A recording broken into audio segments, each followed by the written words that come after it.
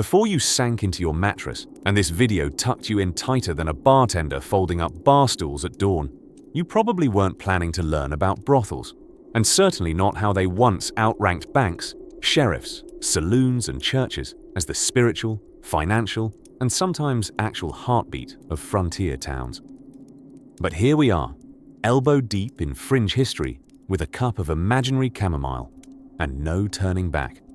To truly appreciate the snug, strange power these establishments held, we first need to pull on our creaky boots and head back to the American West around the mid-1800s, a time when buildings were mostly hastily nailed together rectangles, laws were more of a suggestion, and bathing, let's just say it was more pop quiz than routine.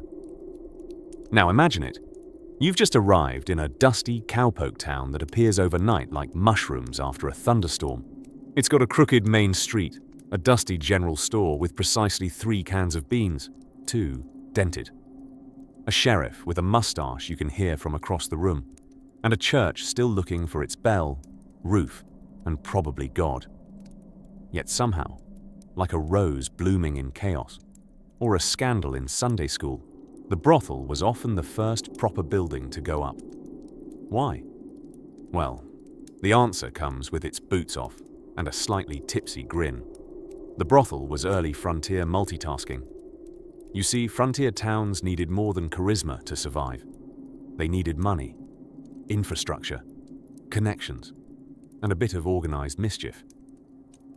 Enter the madam.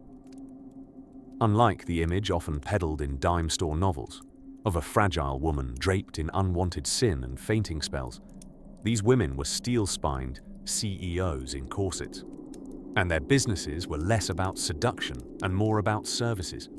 Yes, there was the expected intimacy, some actual lacy curtains, and the occasional scandal involving a judge and a pair of handcuffs, borrowed from evidence.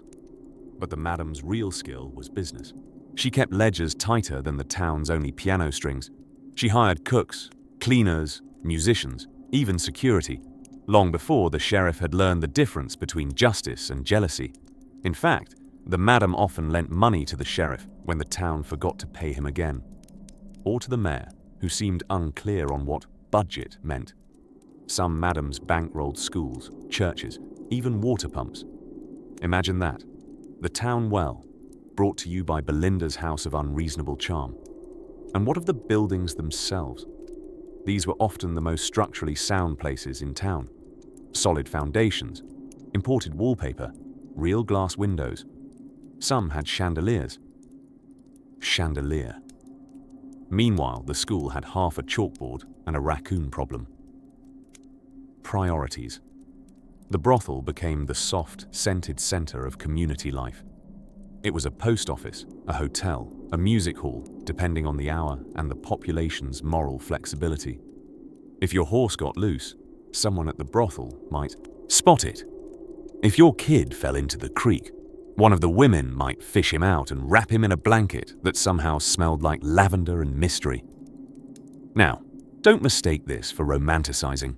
Life was heavy and hard, especially for the women working in these establishments. Consent and safety were not given constants. But in a deeply flawed system, some women still managed to carve out slivers of power. The madams turned their businesses into economic engines, social centers, and often the most efficient corner of town governance. Not to mention the hottest cup of tea on the gossip circuit, which is to say, all the town's real secrets passed through velvet curtains well before they reached the mayor's inbox. Eventually, as towns grew and churches found their bells and people started worrying about optics more than infrastructure, reformers came calling. Brothels were demonized, shuttered, or pushed to the literal and imaginary margins. But for that golden, dusty window of frontier time, they were the necessary, peculiar pulse of the town. And as the wind whispers past our cozy window and we fold away the first page of history's strangest civic centers, take a breath. Let the wagons roll gently on the trail in the distance and the chairs creak under whispered stories. If these stories help you drift off, please subscribe to the channel. It would mean the world to me. And before you fully fade into dreamland, I would love to know where you're listening from and what time it is there. Let's leave the lantern burning low for now. There's more to tell. By the time the sun rose over a half-built saloon and a town with more mules than morals, the American frontier was already bustling with familiar troubles: thirst, gambling debts, and a profound absence of chairs that didn't splinter upon sitting. The West, still more concept than continent at this point, was not so much tamed as stubbornly tolerated by those determined to settle it. Enter, stage left, the earliest brothel proprietresses.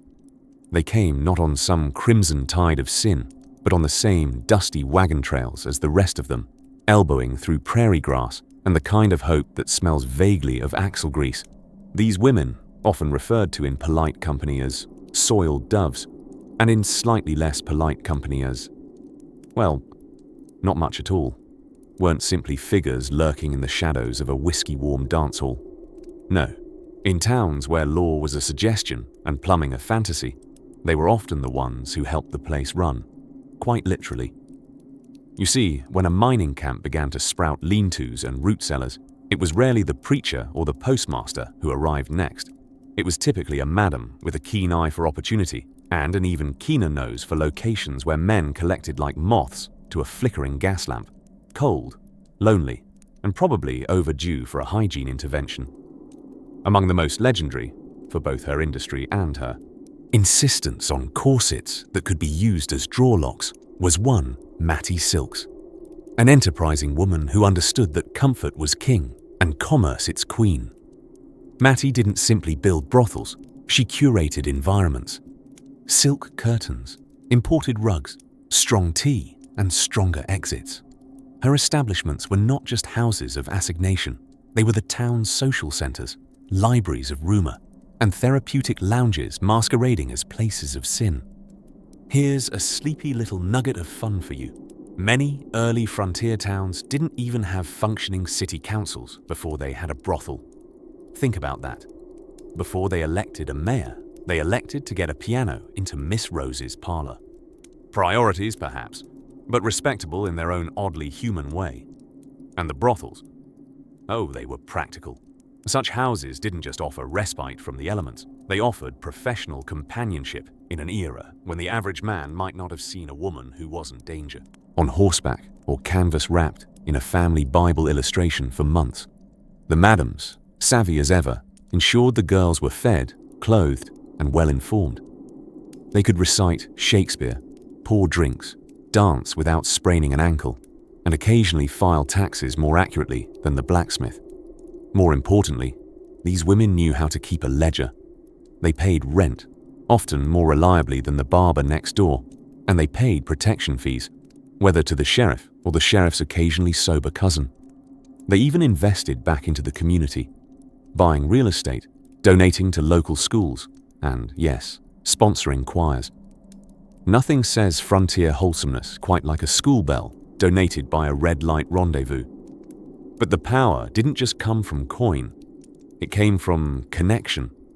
Because whether you were a drifter passing through, or the most upstanding beaver trapper in 3 territories, you probably stopped by for a drink, a story, or a particularly lively rendition of Camptown Races performed on an out-of-tune piano with 3 working keys and 1 raccoon nesting inside it. And so, quietly, beneath a sign that probably needed repainting, the brothel became the town's unofficial switchboard. Information, influence, and good bourbon flowed freely. If you wanted to know which rancher had struck oil or which judge had misplaced his trousers again, you didn't ask the sheriff. You stopped by for a little chat and left better informed, mildly entertained, and with a suspicious glimmer in your eye. As the town grew, so too did the madam's influence. Often she could convince the banker to extend credit, smooth over a barroom misunderstanding, or nudge a newly arrived schoolteacher toward a safe boarding house. In a world where men swung hammers and fired pistols, she wielded stories, favors, and the occasional well-placed side-eye. And if the mayor wanted a nice place for his niece to stay when she came to visit, well, miss, Mattie's boarding house, strictly the one on Main Street, not the one behind the barber shop, would be recommended with a reassuring nod and a knowing smile. Ah, but soon, the sound of pickaxes and progress would bring railroads snaking toward the towns, and with them, the beginning of regulation, organization, and well-meaning committees trying to make everything just a little less interesting. But that's a tale best told once the lanterns are lit and the piano's been tuned, at least to raccoon standard.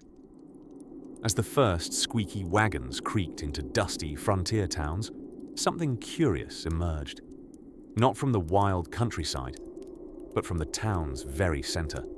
Amidst a sea of hastily built saloons, poorly spelled signage, and skeptical prairie dogs, tiny, wood-planked buildings quietly began to pop up like mushrooms after a rainstorm. They were called many things: parlor houses, female boarding establishments, houses of ill repute. But in the wild theater of the American West, they were simply known as brothels. Now, calling these brothels the soul of the town might sound a bit, well, like whiskey talk. But rest assured, even the most upstanding preacher might admit, perhaps over a second cup of tea and behind closed shutters, that Miss Kitty's hospitality parlor was often far more influential than City Hall. You see, frontier towns weren't planned. They were more accidentally birthed. One day, it was a field of sagebrush. The next, a mining boom beckoned, and suddenly, you had a town full of tired men, aching backs, jangling gold dust, and not a single piano player in sight. Or, more critically, no one who could pour a whiskey without judgment. And certainly no one willing to pretend they cared how your claim was coming along. That's where the madams came in. Contrary to popular assumptions, and by that we mean the assumptions of every poorly researched Western ever filmed, the women who ran these establishments were, more often than not, absurdly business savvy. They were event organizers, financial strategists, and, when necessary, livestock negotiators. Yes, some establishments accepted livestock in lieu of gold. One can only imagine the bookkeeping. One lamb, Lord willing, she stops bleating by breakfast. Take, for example, Julia Bulette in Virginia City, Nevada. Part social arbiter, part nurse, part unofficial mayor, Julia ran her brothel with a cleverness that would leave most town founders in awe. When a smallpox outbreak struck, it was Julia, not the local doctor, who rolled up her sleeves to care for the sick, and then still opened shop that evening, because as she said, coughs don't pay the rent. Brothels often had the only bathtubs in town, the only decent food, and, brace yourselves, the first pianos. Townspeople flocked not just for entertainment, but for culture. In fact, in some towns, the brothel was where the first books appeared. Imagine that, a place of literary enlightenment and economic power, which just happened to also feature a velvet chaise lounge and a suspiciously winking oil portrait. Men of great ambition, like prospectors and politicians, dipped into these establishments for more than personal gratification. They were there to eavesdrop, curry favor, and sometimes, oh the scandal, receive economic advice from the women who knew more about the flow of cash in town than the banker did. Madams kept ledgers with more accuracy than any casino. They had to. Their businesses were regularly inspected and fined, and strangely, the amounts always aligned with upcoming election seasons. Even more curious were the weekly visits from town constables, officially to confirm lawful conduct. Unofficially, they came to borrow money. Because if a sheriff needed a new horse, it was often a madam who floated him the loan. Interest only if you were particularly rude about it. These financial bailouts never made it into the newspaper, likely because said newspaper editor spent his evenings joyfully wagering away his printing press profits at the very same parlor. But perhaps the best proof of brothels' rising clout came in the form of their construction. Forget log cabins and canvas tents. High-end brothels often had the fanciest doorknobs and the first decorative lamps in the region. It's reported that one madam in Montana imported her wallpaper from Paris. Meanwhile, the sheriff's office next door had walls that were mostly optimism and hope. Attaching moral discomfort to brothels was a pastime best left to outsiders, from the safety of Eastern parlors, where scandals involved the wrong spoon being used for soup. But for the folk on the frontier, these places weren't just tolerated, they were relied upon. Unofficial town halls lit by oil lamps and a healthy dose of pragmatism. And as the sun dipped below another ragged hill, casting long shadows through warped window panes, one could almost hear the player piano warming up, the laughter bubbling beneath saloon doors, and the subtle turning of economic gears powered, quietly, confidently, by the women who ran the town from their red-lit parlors. Soon, with a little elbow grease and some inventive tax deductions, these velvet-decked havens wouldn't just serve the town, they'd shape it. And it all started with who controlled the pivot point of every frontier economy: clean sheets and dependable conversation. But for now, let's drift further into the lantern-lit streets, towards the curious alliances forming behind lace curtains and poker tables, where the real deals were inked after midnight, just as the poker chips stopped clinking. In the beginning, there was mud.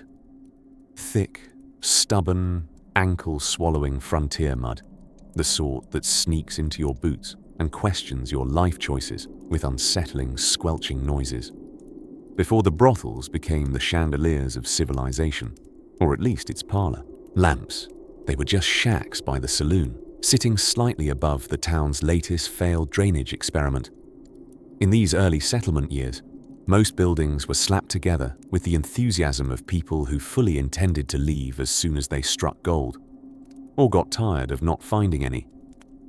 Lumber was scarce, bricks were a luxury, and proper architecture was considered something best reserved for cities with opera houses and sidewalks.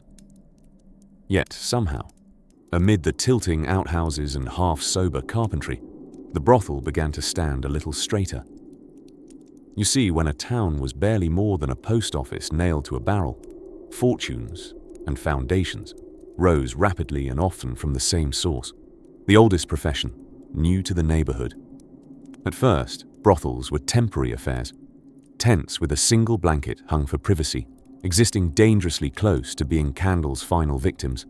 But as these transactions became more frequent, predictable, and, for some, profitable, certain madams began planning for permanence.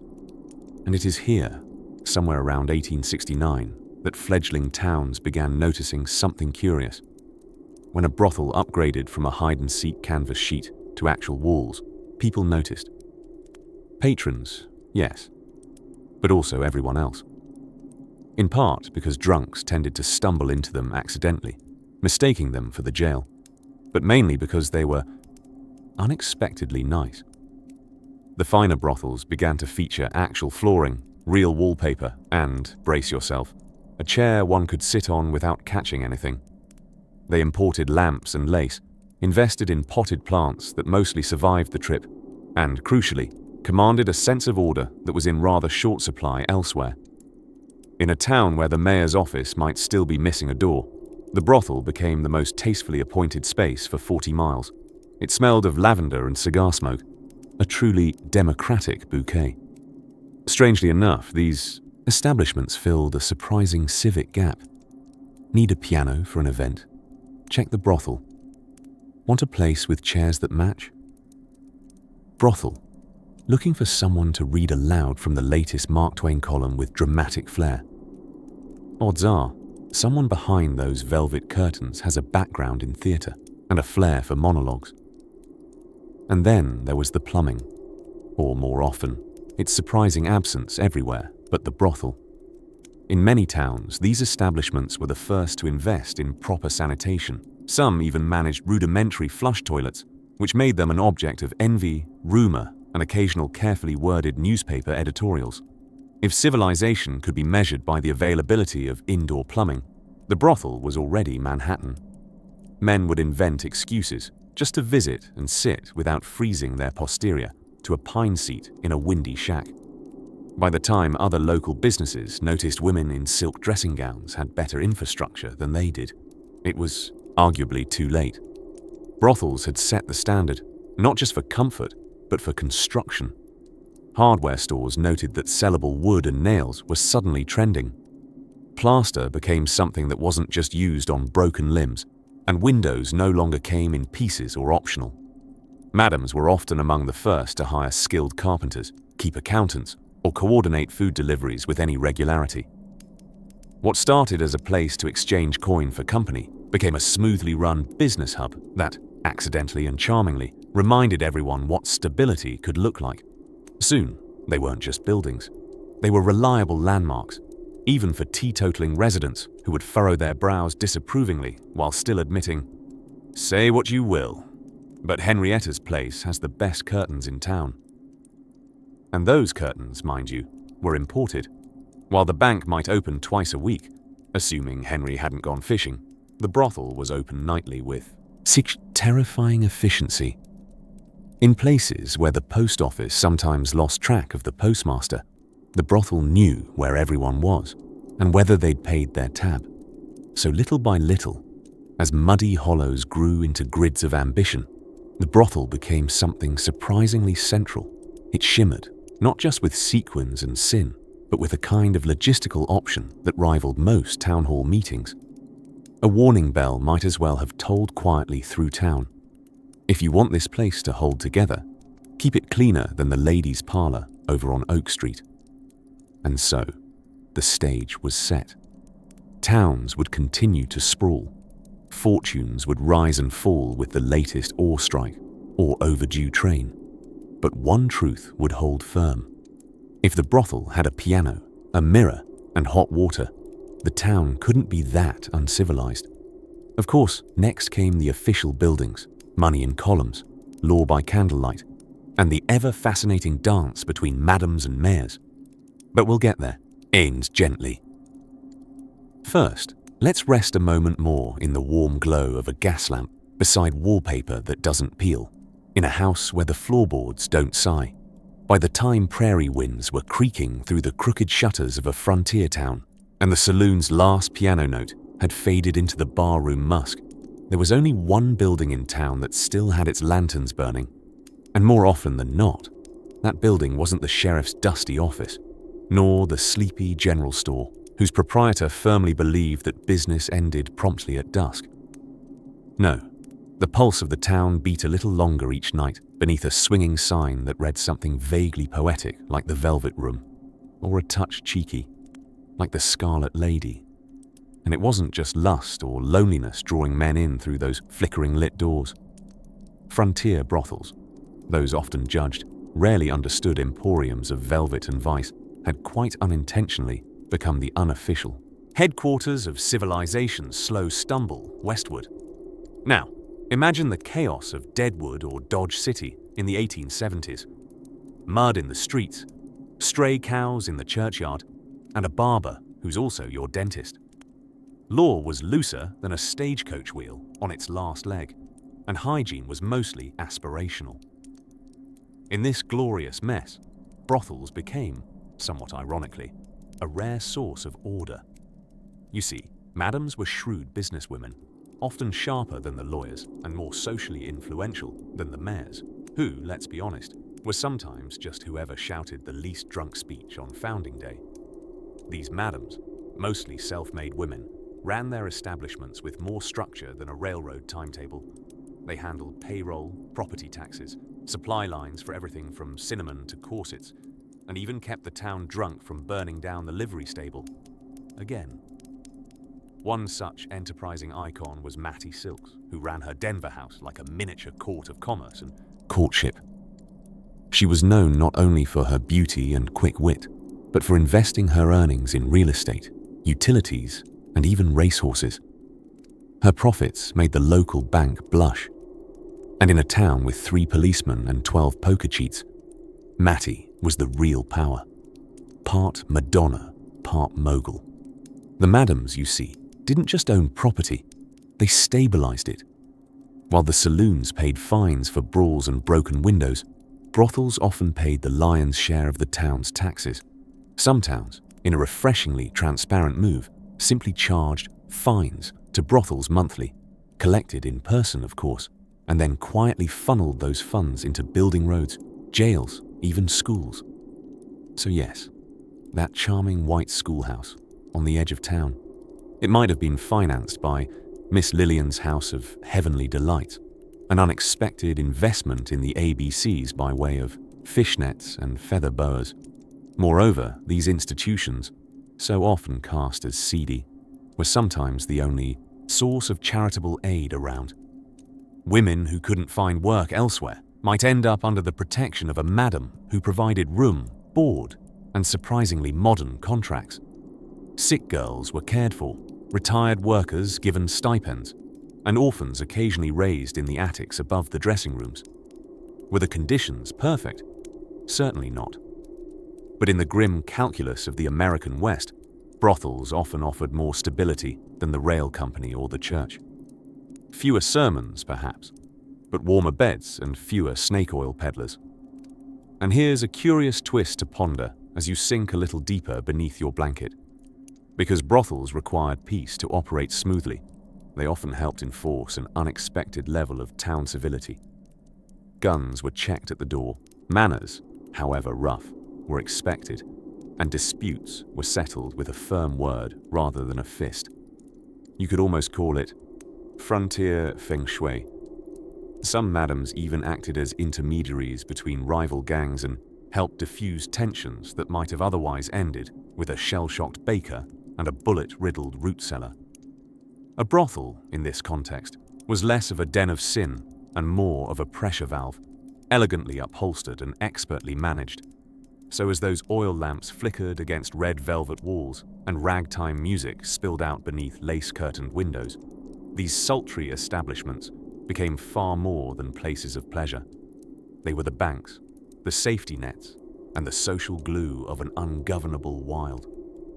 And as another wagon train creaked into town, bones tired and hopes thin, one could wager that the first warm welcome they received wouldn't be from a dusty preacher or a jittery sheriff, but rather from the golden glow and discreet confidence of a woman who'd already built a small empire, one perfumed candle at a time.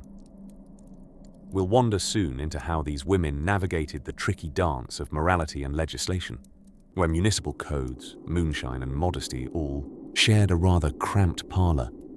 But for now, let's leave the lanterns burning low and let the prairie wind tell secrets just outside the window. If you ever found yourself shuffling along a dusty frontier road in the 1870s, perhaps with a sun-crisped hat and dreams of striking it rich, you likely would have heard two sounds above the wind: the rhythmic clang of a blacksmith's hammer and piano music wafting from the brightest lit windows on an otherwise dim street. That music, it wasn't coming from the courthouse or the saloon. No, it came from what many towns coyly referred to as the social parlor, a clever euphemism hiding one of the most architecturally reliable and economically essential institutions of the American West, the brothel. Now, let's be honest, the word brothel doesn't exactly sound like the cornerstone of civilization, but in more ways than one, it genuinely was. These weren't just places of vice and velvet curtains, although there were certainly plenty of those. Brothels were often the first places in a raw toothpick and mud town to have real wallpaper, flush toilets, and perhaps most astonishingly of all, regular cleaning. Let's pause right there. Imagine you're in a hastily assembled settlement in Wyoming. The streets are thick with horse leavings, your neighbor lives in a tent, and the most luxurious beverage in town is coffee strained through someone's sock. And yet, just a short stroll down Main Street, there's a building with polished floors, fresh linens, and a chandelier someone probably smuggled in on a wagon labeled hardware.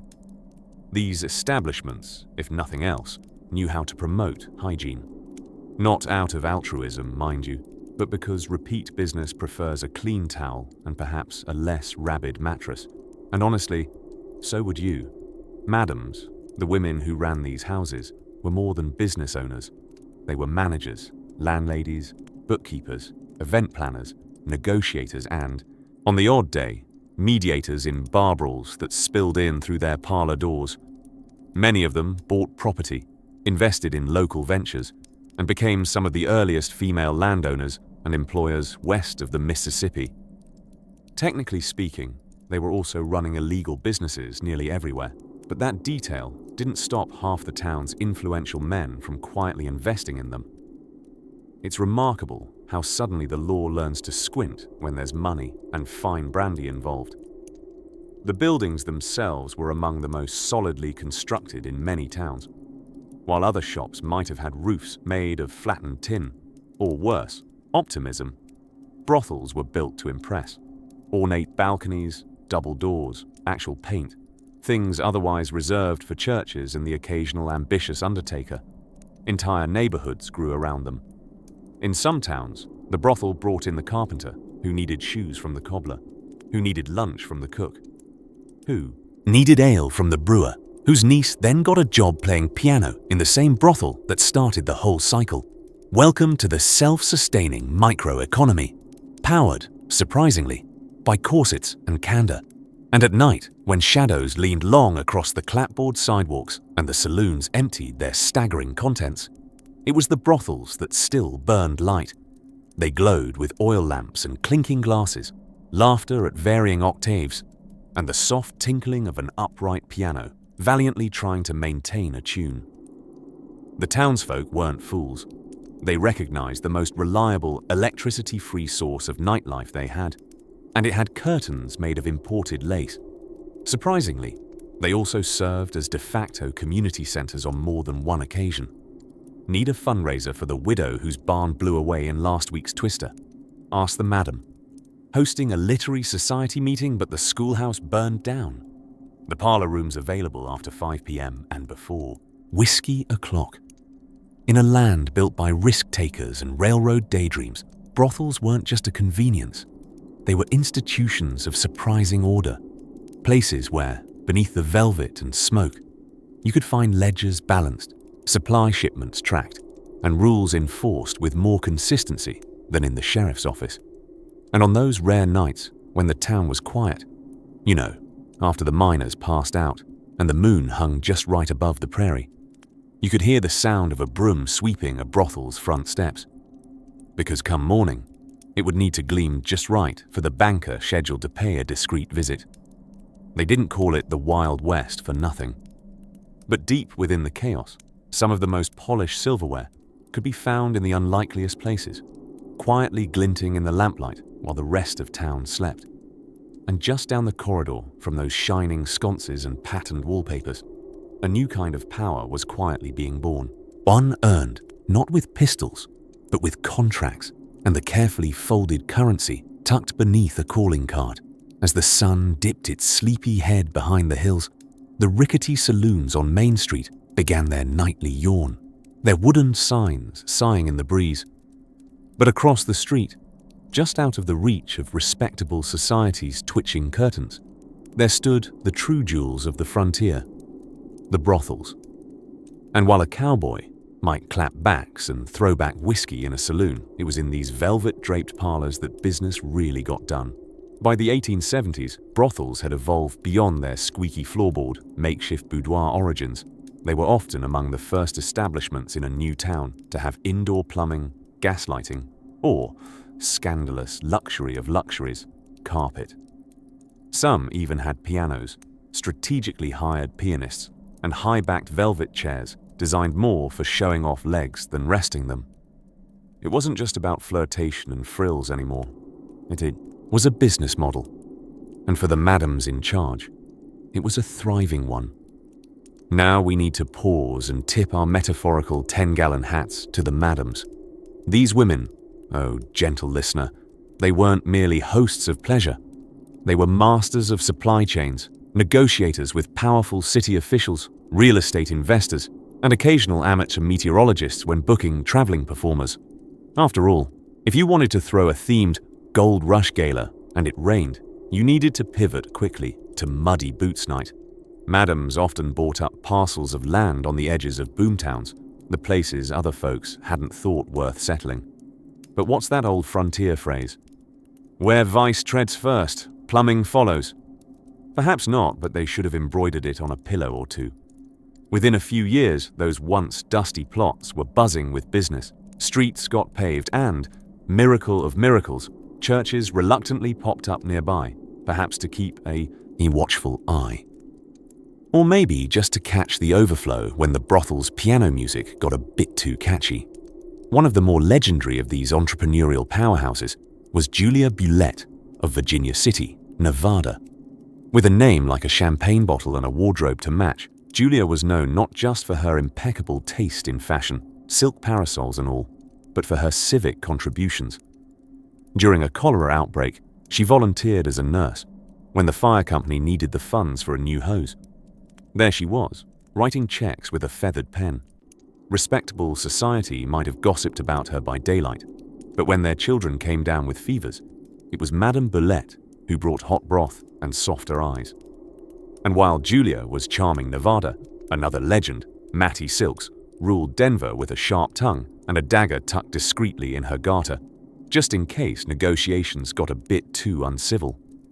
Mattie owned multiple brothels and was known to engage in the occasional horse race, yes, horse race, against rival madams, with bets in the thousands and stakes involving property deeds rather than roses. So how did these brothels, technically illegal or at least frowned upon in polite company, become such economic engines in a town? Simple. They were open when banks were closed. If you needed credit and weren't quite creditworthy, a madam might lend you the money for a stake in your silver mine. If you wanted to host the mayor and his most easily distracted donors in relaxing quarters, well, she'd have just the chaise longue for that.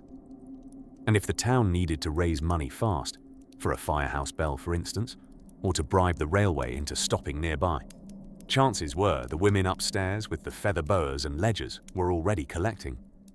They were also among the first to push for better infrastructure. A madam didn't want her girls walking home in the mud or lighting lanterns in drafty rooms. That meant stone sidewalks. Better. Lighting and lobbying, sweetly and strategically, for civic progress. So when you see a ghost town map and wonder how a former brothel ended up on the corner lot next to the courthouse, the answer might just be because it belonged there. But of course, where there's power, there's pushback.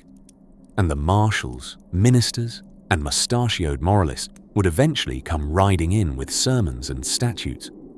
Whether they succeeded, though, is another matter. Let's step a little deeper into that question next. Things are about to get ever so slightly complicated.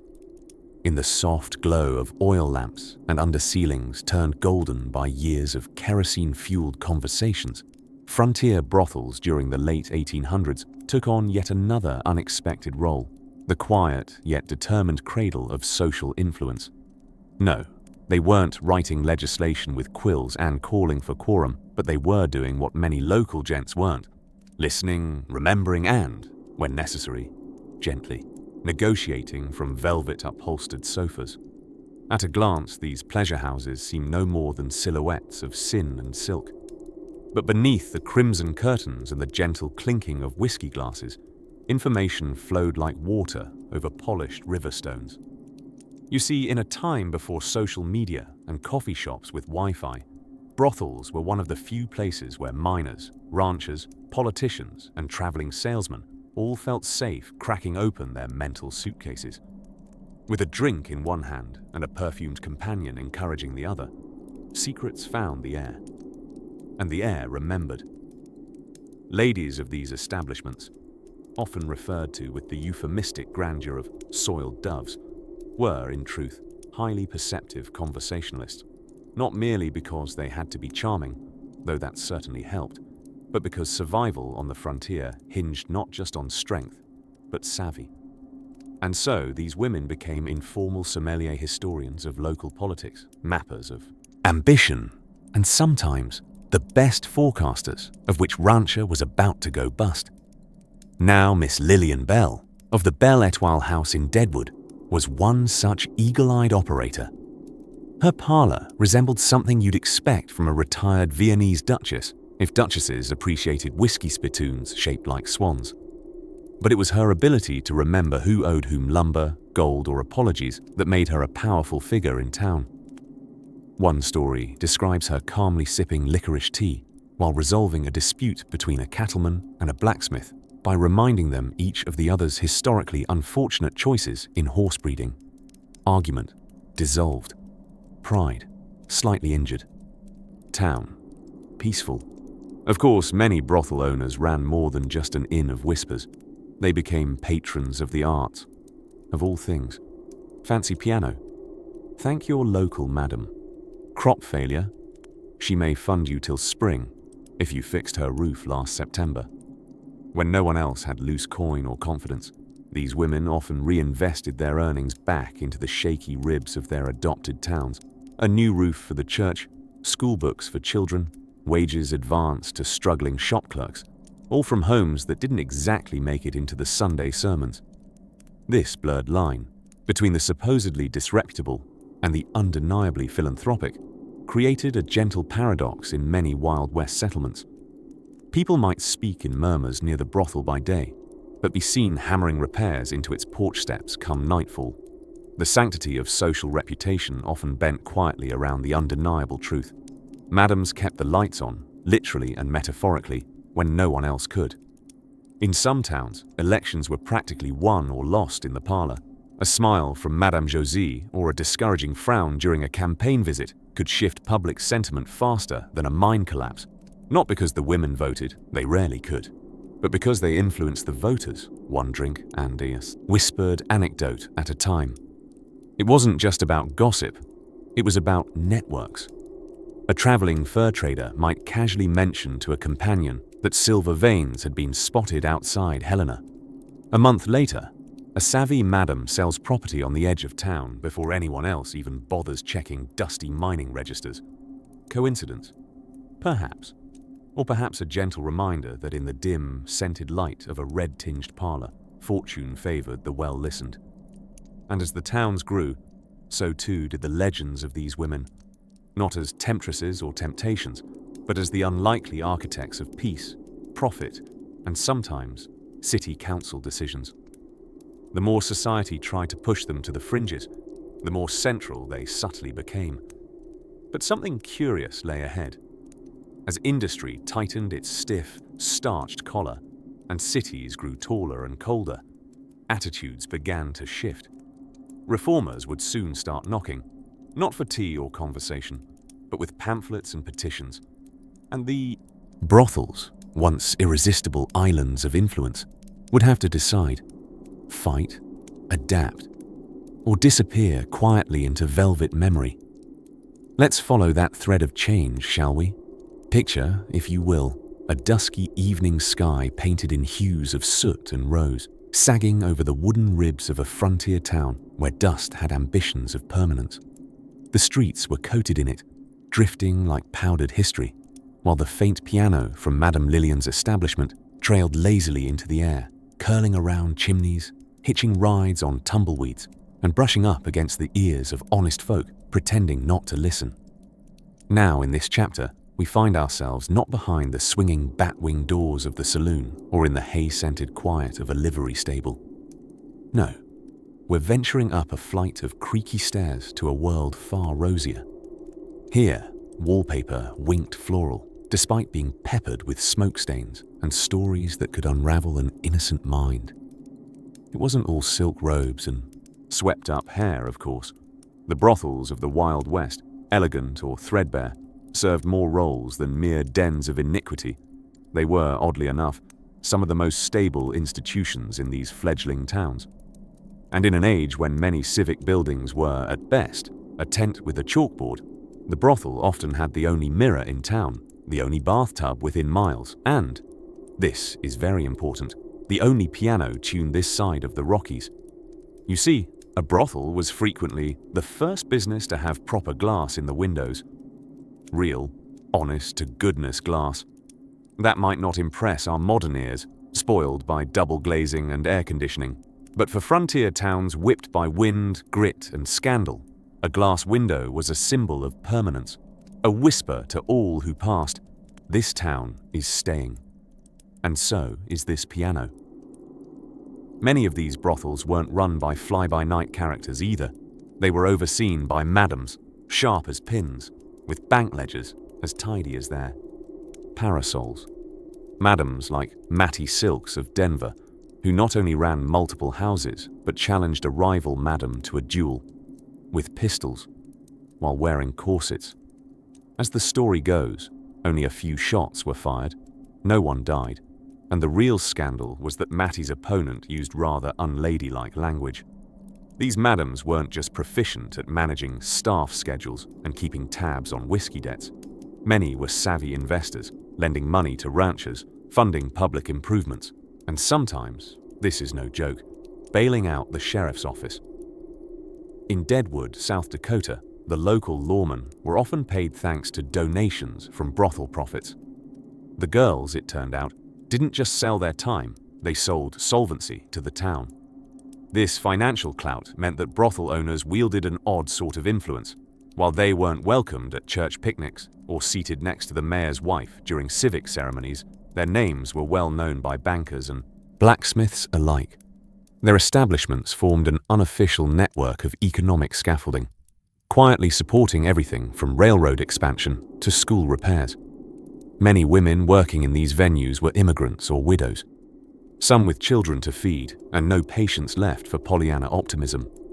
And within those parlor walls, they built their own form of stoic sisterhood, informal unions of shared struggle. They paid for each other's burials when no one else would, and if a doctor was needed, it wasn't uncommon for multiple pay envelopes to be quietly emptied to pay the fee. For all their whispered reputations, these weren't just places of vice. They were, at times, the only agencies of compassion on the frontier. And it is worth noting, amidst the lantern flicker and clink of coins, that a great many brothels also served as informal post offices, lost and found centers, and community newsletters, in high heels. You could learn who arrived on the last stagecoach, who was headed north with a mining claim, who'd gone and bet the farm, literally, on a hand of poker, and who was keeping company with whose wife or husband it happened. Madame Lillian's ledger was likely more detailed than the local newspaper. By nightfall, a brothel's lamp was the last to dim, the final punctuation mark on the chapter of any day. Outside, the prairie exhaled in sage-scented breath, and inside, bottle corks sighed as stories were poured into glasses and across feathery thresholds. But behind the painted facades and whispered rendezvous lay another layer. Rooms where women kept journals, not just customers, where chairs rocked quietly next to windows, and someone sat, counting stars and coins in equal measure.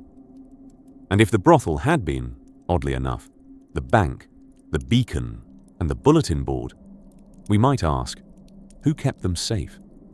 Who ensured that beneath all that rouge and cash flow, there was still a roof over their heads and a law that sometimes didn't look the other way? That, dear dreamers, is where we walk next, toward the curious case of the lawmen and their tender truce with the houses of red velvet and greenbacks. In the hushed heart of the evening, when candlelight flickered against wallpaper, printed in faded roses, and the air smelled faintly of perfume and pipe smoke. The frontier brothel had settled into its true rhythm, not one of chaos, but of quiet governance. The saloon next door may have shouted, but it was the brothel that did the real thinking. You see, while cowboys were busy losing their wages at poker tables and shopkeepers were arguing over the price of canned peaches, madams were balancing the moral and economic ecosystems of the town like silk-gloved chess masters. Yes, the brothel may have marketed itself in velvet and suggestion, but beneath the rouge and lace were brains that could outthink a deck of bankers.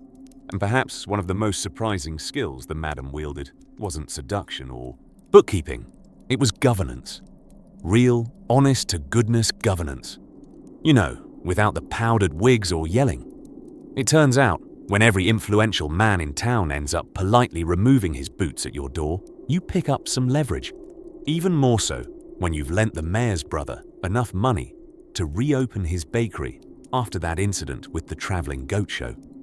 The records are blurry, but goat-related financial disasters were surprisingly common in the 1880s. Goats have never been known for financial foresight, but back to the madams, who, upon discovering they effectively held IOUs from half the town, began to quietly ensure those debts resulted in a little less disorder and a smidge more sanitation. Yes, that building with the music and laughter and unmatched collection of tasseled lamps was likely the first to demand things like clean streets, reliable law enforcement, and perhaps not letting drunk miners race donkeys through Main Street at high noon. Again, one such woman was Mattie Silks of Denver, Colorado. No, that wasn't her stage name. She was actually born with a name fit for a dime novel. Miss Silks not only ran one of the most successful brothels in the Rocky Mountains, but also employed her own security, invested in real estate, and even took a rival madam to court after reportedly settling their first disagreement with a pistol duel.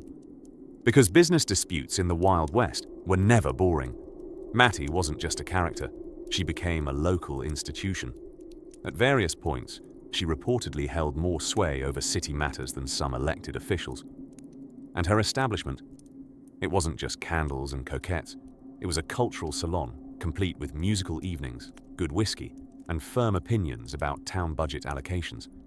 It's worth noting, too, that these brothels often doubled as makeshift hospitals, temporary housing for abandoned teens, and, on occasion, source of emergency loans when the town's actual bank got robbed. Again, frankly, they were more reliable than most churches, who often invested their spiritual energy into condemning brothels, while quietly accepting their donations. Now, lest we romanticize too much, life in these establishments wasn't always safe or fair, especially for the women working under the madam's roof. Not every brothel was a bastion of elegant autonomy. Many were not. But it's in these paradoxes that frontier history leaves its richest footprints. The brothel wasn't simply a place of pleasure or scandal. It was a crucial organ of the town's economic body. A quiet negotiator, a night-schooled banker, a political influencer wrapped in lace. Somewhere between the piano's soft trill and the coo of a dust-covered canary in the corner, decisions were being made. Gentle, velvet-draped decisions that would ripple out into ordinances and curfews and, occasionally, higher wages for coal workers. And all the while, outside, the town's elite tipped their hats and muttered about decency while walking, quite indecently, toward the very building that kept their economy afloat and their businesses solvent. By midnight, the brothel was alive with soft slippers padding across floorboards, the gentle crack of a new bottle being opened, and the rustling of ledgers, in between bursts of laughter and quiet song.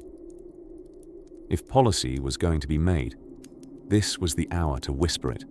After all, who better to regulate the frontier than the people who knew everyone's secrets and had the common sense not to shout them? And so, the buildings once dismissed as scandalous began to shape curfews, budget measures, and even the location of the next railway station. But of all the powerful tools in the madam's silk-lined pocket, none were quite as effective as a good reputation and a well-thrown charity event. Which is precisely where we're headed next, to a garden party hosted by women in corsets who understood civic planning. By the late 1800s, many towns across the American frontier could be identified by three signature sounds: the clink of a blacksmith's hammer, the jangle of a saloon piano, and somewhere in the background, the curious hush of secrets whispered inside the soft gaslight of the local brothel. While most imagined these establishments as places of vice, lace, and suspiciously strong perfumes, many frontier brothels were also de facto centers of finance, information, and, oddly enough, community planning. And at the heart of this elegant contradiction stood the madams. These women, often painted as scandalous figures in their time, were actually master businesswomen. Take Mattie Silks of Denver, for example. While your average frontiersman was building porches with bent nails and whiskey breath, Mattie was purchasing prime real estate, managing multiple girls, and maintaining an inventory system sharp enough to impress a modern-day CPA. She recorded income, overhead, even monthly linen expenses. In perfect penmanship, mind you. And lest you think that her talents were limited to ledgers and lamp oil, she once staged a horseback duel over a man. Not ideal HR behavior, but undeniably memorable. The thing many townsfolk conveniently forgot was that madams paid their taxes, often more reliably than the banks. In some Western towns, brothels funded hospitals, public roads, and even church roofs. Yes, that's right. The same woman dubbed Satan's landlady might be the very one footing the bill to fix Reverend Hickory's leaky chapel ceiling. History is full of these poetic ironies. You see, local officials, while publicly pearl-clutching, also understood a financial ally when they saw one. Brothel businesses were often the most stable institutions in volatile towns. Boomtowns, after all, had a habit of going bust. But as long as there were lonely miners, overworked cowboys, and a population needing companionship, or just someone to play dominoes with, brothels kept running. And that meant steady income, month after unpredictable month. Now let's zoom in on one such financial arrangement that deserves a slow clap. In Butte, Montana, one notorious madam named May Malloy kept meticulous records not just of revenues and customer taste preferences, yes, really, but also of what city officials borrowed from her establishment's coffers. When the town needed a new fire wagon, it was May who lent the cash. When the deputy's horse went mysteriously missing, don't ask, it was May who floated him a loan to replace it. Though never officially titled so, she operated as the quiet banker of Butte, with no vault but plenty of velvet. May also invested heavily in sanitation, because, according to her, nothing kills business faster than lice and scandal, not necessarily in that order. Her place employed maids, laundering women, even a cook who served up surprisingly decent lemon tarts. And so, in a locale where doctors sometimes used whiskey as both disinfectant and anesthesia, May's brothel became the cleanest place in town, maybe even more sterile than the infirmary. Economic clout wasn't the only superpower brothels held. They were unintentionally intelligence hubs, with a rotating door of merchants, miners, mail carriers, and traveling showmen. These houses served as clearinghouses of gossip, news, and the occasional military secret. Sometimes the madam knew war news before the local colonel did. Who needs telegraphs when you've got a parlor full of talkative poker players and a single attentive hostess? This made brothels useful, if unofficial, diplomatic venues. A town mayor could discuss railroad negotiations in the back salon while pretending to admire a fresco. A local businessman might broker a lumber shipment while ordering a very stern manicure. Underneath the satin and scandal lay the soft hum of politics, pulled tight like corset stays. And all of this not in spite of, but because of, these women's ability to maneuver behind the lace curtain of Western society. Of course, not every brothel became a municipal institution, and not every madam aspired to replace the bank, but many quietly held the strings of multiple civic puppets. They were not always respected, but they were rarely ignored. In towns where the sheriff was often asleep, drunk, or both, and the cattle had more rights than some citizens, these women built empires that dictated where roads were laid, how mines were financed, and which general store got their liquor license renewed. So, the next time you hear tales of rifles and railroads, of gold veins and gunfights, just know, behind much of that history was the soft click of heeled boots on hardwood floors and the rustle of ledger pages being crisply turned. Now then, while one hand was counting money, the other may have been stirring something entirely different, influence with the press. Because where there's semi-power, there's often a story to be told. Or, as we'll soon see, a headline to be gently purchased, as dusk fell over the dusty streets of a burgeoning frontier town. All was quiet, except for the occasional clink of a spittoon and the soft rustle of a tumbleweed losing its way. Lamps flickered to life in windows. Drunkards debated politics with alley cats. And from beneath the shingled roofs of a certain genre of establishment, the piano began to tinkle warmly, a soundtrack for mischief, memory, and questionable card games. But in the gentle swirl of kerosene-lit air, something curious was simmering behind the velvet curtains of those famously misunderstood frontier brothels. You see, far from being the wild dens of sin our more buttoned-up textbooks might suggest, These establishments were also discreetly busy, staging something more ambitious, the early rehearsal for women's economic influence in the West. Yes, while cowboys dueled and cacti brooded in silence, the women of the youth's brothel were gently, quietly becoming some of the most financially savvy agents in the frontier's ragged economy. Let's take, for instance, a madam with the undeniably cinematic name of Fanny Porter, an elegant typhoon of organization and propriety who ran one of the most elite brothels in San Antonio. Fanny didn't just hire women, she hired talent, managed a rigorous code of hygiene and customer etiquette, and possibly invented what would later become known, faintly less glamorously, as branding strategy. Clients came for the reputation she cultivated painstakingly. Her girls, granted the term girls isn't quite right, as these were often sharp-minded women with strong opinions about bourbon and property taxes, were expected to be conversationalists with a light grasp of politics, and preferably teeth.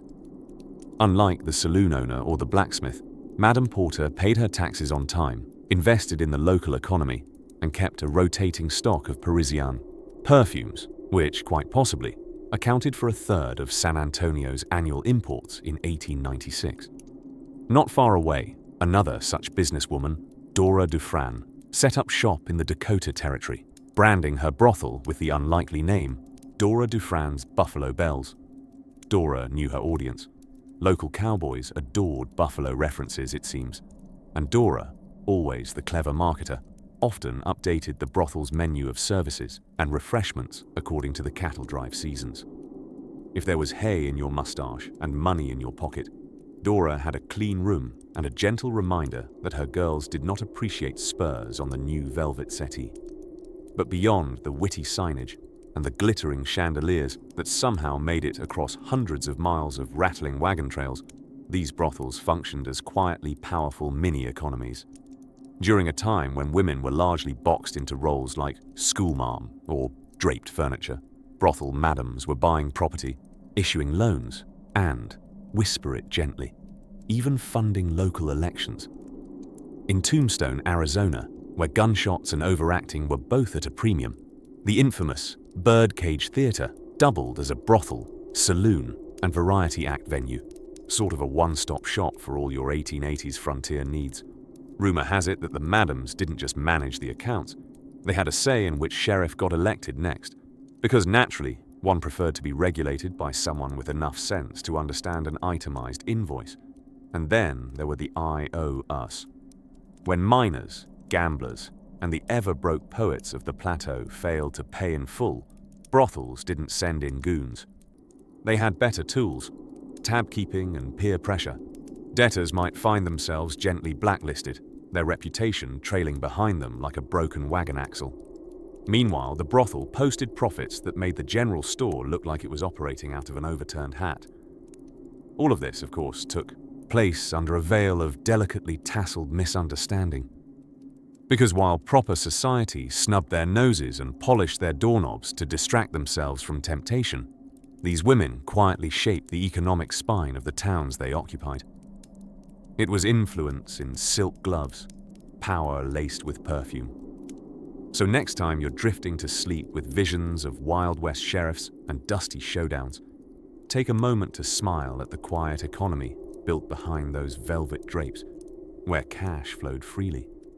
Ledgers were balanced with precision, and fresh flowers appeared in vases procured by women who knew exactly how to track down a wholesaler. Now hush.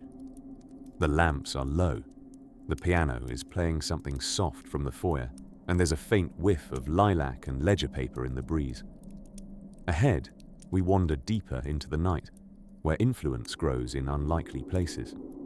Sometimes led by women with a fan in one hand and a finely tuned sense of compound interest in the other, while respectable townsfolk were busy debating things like library funding and municipal water rights. Another more flamboyant branch of civic architecture was quietly raising its lace curtains. The brothel, with its crimson lamps, velvet chairs, and chorus of piano keys, played slightly out of tune, continued its unexpected evolution into the unofficial town headquarters for decision-making, drama, and, of all things, democracy. It was around the 1880s when something curious started happening west of the Mississippi. While town halls were often empty, save for the occasional echo of a complaint about zoning laws, frontier brothels were consistently packed, not just with cowboys and dusty gamblers, but entrepreneurs, ranchers, drifters with surprisingly detailed opinions on railroad expansion, and even local politicians who insisted they were there just to see the piano. Now, one might ask, why would a community discuss water irrigation and mining rights in a place that proudly served whiskey by the thimbleful and displayed oil paintings with more décolletage than geography? The answer, dear dreamer, lies partly in the simple laws of hospitality. In an old West saloon, barking a political view might land you a broken nose. In a brothel parlor, it earned you a fresh drink and curious nods from dancers who were, more often than not, the best-informed people in the county. You see, madams, those savvy women at the helm of these velvet-draped enterprises had an uncanny ability to listen, record, and remember. While their ledgers tracked more than just the finances, their ears captured municipal gossip, cattle prices, who was cheating at poker, and who was cheating on whom. Their establishments became social bulletin boards, but significantly warmer in both lighting and demeanor than the dusty notices tacked to the general store wall. Take big Lou Valentine of Deadwood, for example. Originally from Cincinnati, she could recite Shakespeare mid-cackle and pour bourbon without spilling a drop. Her parlor walls sported both French wallpaper and a surprisingly complete map of regional silver veins, all labeled in neat cursive. Mining executives would come in just for a visit and, after a few hands of cards and possibly a shoulder rub, somehow feel compelled to reveal their expansion plans, which Lou would then pass along to the highest bidder, or sometimes to nobody at all, depending on how the spirits guided her that evening. Of course, not all madams were subtle. A certain Rosie Three-Finger Talbot of El Paso was known to charge double if a customer brought up politics. But if they tipped well enough beforehand, she'd lean in with her one good eyebrow raised, mutter, "That silver bill's a ruse," and go back to dealing blackjack like nothing had happened. Her insights were later quoted, verbatim and with her salty flourishes, in more than one regional mining report. Some territorial officials tried clamping down on this growing brothel brain trust dynamic, citing moral concerns and the predictable public scandal over taxpayers' money, potentially mingling with feather boas. But that's the thing about influence. It seeps in through the back door, with or without a license. When the mayor himself is observed slipping into a house with rose-colored curtains 2 nights a week to borrow a spittoon, enforcement becomes more of a public performance than a real remedy. Even churches, in their quieter moments, had to tip their hats, albeit metaphorically, to the strange democracy blooming behind red shutters. When a beloved preacher's wife lost her cow and had it returned within hours thanks to the gossip network, she baked 6 pies for the entire brothel staff, who thanked her, and then, in a remarkable twist of frontier harmony, attended sunrise service the following week. Wearing hats borrowed from the livery stable, of course. Sunday best is a flexible term, as brothels increasingly became places not just for nightly escapades, but also daylight strategy. Some even began hosting unofficial town hall gatherings, complete with voting marshals, if one could overlook that said marshals were just bartenders with persuasive moustaches. And so, over a decade or so, the idea of the brothel as a purely illicit den gave way to something much more nuanced, a communal hearth with excellent acoustics and occasionally very good pies. And while the official minutes of many western towns fail to mention names like Velvet May or Sassy Sue, their influence lingers like chimney smoke in a high desert breeze, soft, steady, and not exactly asking for permission. Next, let's peek into the velvet ledger books themselves. Yes, real economic records kept by madams with better handwriting than most bank clerks. By now, the saloons had their shine, the general stores their jars of pickles and bolts of calico, and the dusty streets of frontier towns buzzed with everything from gunfights to surprisingly competitive pie contests. But this was also the moment when the brothel stopped being just a house of pleasure. Although, let's be honest, Pleasure still sold faster than beans and bullets, and began to reveal its rather unexpected superpower: real estate. Yes, dear listener, the magic word: real estate. Because behind every velvet curtain and tasseled lamp, the real business happening wasn't just in the bedrooms. It was in the deeds, the land, and the power of patterned wallpaper over property value. You see, in a place where the buildings rose faster than church announcements on Sundays, property was wealth, especially downtown property. And who, pray tell, had eyeballed the very best spot in town before anyone else? That's right, Madame Josephine and her ilk. Armed with intuition, street smarts, and an uncanny ability to predict where the saloon drift would lead foot traffic, frontier madams often snapped up corner lots that freight companies would drool over 5 years later. Many brothels weren't quaint cottages hidden off back alleys. No, they were bona fide landmarks, painted in garish colors, maybe a defiant seafoam green or scandalous rose pink, and trimmed with lace curtains and bold signage. They were some of the first 2-story buildings in town, which, if you've never lived in a place with 7 buildings and 12 horses, made quite an impression. Naturally, these spots became prime plots. And just as cattle barons didn't graze on wishful thinking, madams used their earnings to quietly expand their holdings. Brothel profits were often funneled into more serious, less scandalous ventures. Boarding houses, mills, even schools, once someone somewhere decided a hint of virtue, never hurt business. Some towns tried to zone brothels to undesirable parts of town, swampy, windy, pitchfork-thrown zones, but the madams were clever. They knew their clientele didn't want to cross 2 creeks and fend off geese for an evening's entertainment. So they stayed central, flashy, and stubbornly local. If you wanted their property, you had to pay. And pay they did. Even town councils eventually had to admit it. The brothel owners held some of the finest real estate this side of the telegraph wire, and if a railroad wanted to bring its tracks a little closer to Main Street, guess who they'd need to negotiate with? Not the mayor, not the sheriff. No, they'd find themselves, hat in hand, sipping lukewarm tea opposite a woman with better ledgers than the local bank and a firm grasp on her appraisal values. But if you think this all made brothel owners villains in velvet, think again. In fact, many reinvested in the towns they technically weren't supposed to belong to. They donated to fire departments, paid for sidewalks, even campaigned for clean water systems, presumably because nothing ruins a romantic evening like a cholera outbreak. It was, in effect, community building, with more sequins than typically expected. Of course, this tangled web of propriety and property created some deliciously awkward scenarios. For instance, a preacher might rail against the evils of fleshly temptation on Sunday morning, then return home to a manse quietly leased from the very woman he sermonized against, perhaps with a discount for early rent payment, perhaps not. And in classic frontier fashion, this hypocrisy was just another part of the landscape. Sideburned men could rant against brothels in the newspaper, then invest in their expansion through a discreet business partner with fewer moral scruples. After all, morality could be loud, but profit whispered sweet nothings to the ear. It wasn't all smooth sailing, of course. Accusations flew, laws shifted, and property taxes became a new arena in which the brothel's power was tested. But time and again, they endured.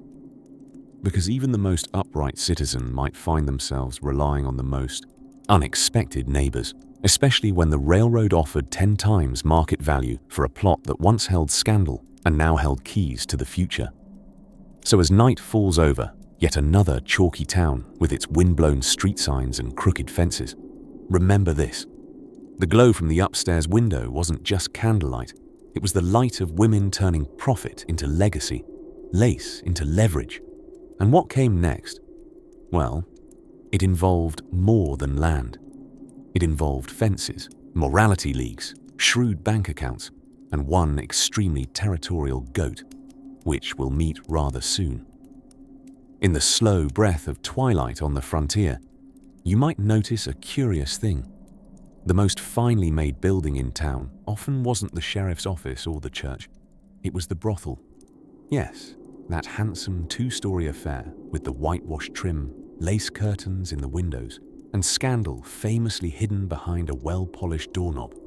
That was likely the town's true power center. Now, it wasn't just because the madam had better wallpaper, though she almost certainly did. It was that the brothel was often the only place in 1870s Nebraska or Boomtown, Nevada, where a man could buy a bath, a square meal, a decent conversation, and maybe, just maybe, be reminded of manners his mother only half taught him. It was a full-service operation, in other words, and not just in the way the euphemism typically implies. By this chapter in our cozy saga, the brothel had become more than a den of vice. It was a municipal nerve center in garters and perfume. When the local bank failed, the madam often had more gold under her floorboards than the vault had behind its squeaky door. And when a polite-ish vigilante committee arose to keep the saloon owners from poisoning folks with boot varnish labeled as whiskey, you could be sure the meeting was held upstairs, behind the velvet curtain, past the long mirror next to the canary. Yes, many frontier brothels had canaries, for charm and ambiance, not unlike today's upscale cafes and their strategic succulence. You see, the frontier had its own flavor of equality, not the noble kind necessarily, but the utilitarian sort. Everyone was filthy, everyone was exhausted, and everyone wanted somewhere to sit on a clean cushion. The brothel knew this and capitalized neatly. Need a train ticket forwarded from Kansas City? Talk to Jenny, who always made sure the mail got where it should, and warmed your coffee while she was at it. Can't find the mayor? He's likely 2 floors up, enjoying a brandy and pretending to know who the French ambassador is. Curious how the land survey keeps changing to affect whose claim borders whose. Rumor might suggest Molly, the accountant madam, has her fingers in more maps than the cartography office ever did. Many a mid-sized frontier town owed its sewer system, ice house, and even its first schoolteacher to the mysterious donations organized by the madam who, for all her crimson drapery and scandalous clientele, was the only person who could get a half-dozen men to agree on anything before breakfast. It was less about seduction, more about logistics. There's a dusty tale from Prescott, Arizona, a place where the saloons outnumbered fire hydrants, that a notorious madam named Miss Frankie once financed the volunteer fire brigade after 3 minor blazes threatened her parlor rugs. Within a month, she also owned the town's new pump wagon. Discreetly, of course. From that day forward, locals noted that Miss Frankie's block always got put out first. Even rain was less punctual. In Deadwood, South Dakota, one of the savvier brothels did what the courthouse couldn't: maintain consistent hours. You could show up at 3 p.m. or 3 a.m. They'd be open, civil, and more organized than anything involving powdered wigs and gavel etiquette. By contrast, the judge was known to forget Thursdays altogether. It wasn't virtue that made these brothels powerful. It was supply chains. It was hot meals, cool baths, accurate clocks, and the reliable scent of lavender soap. These were low-demand luxuries in a land where dust lived in your collar and you hadn't owned matching socks for 2 presidencies. The madams were not just businesswomen, they were quiet queens, curators of controlled chaos with ledgers tighter than any mayor's budget. They kept the livestock fair in check, paid off the blacksmith's debts with a wink and a purse of silver, and once convinced a feuding pair of gambling barons to settle their argument over a polite game of chess, while reclining in silk robes, eating scones, and being serenaded by a fiddler hired from St. Louis. History is picky about the details it records, but Miss Clarabelle noted it all in her diary. And so, as moonlight dappled the crooked main streets and rust settled softly on the wagons, it was the brothel that kept town life stitched together. Not with propriety, but with punctuality. Tomorrow we'll find ourselves peering behind a different curtain, one hiding not rouge pots and petticoats, but laws, taxes, and an odd relationship with morality itself. If you've been imagining frontier towns as little more than a few dusty saloons and some dudes named Buck yelling about poker at sunset, well, you're partly right.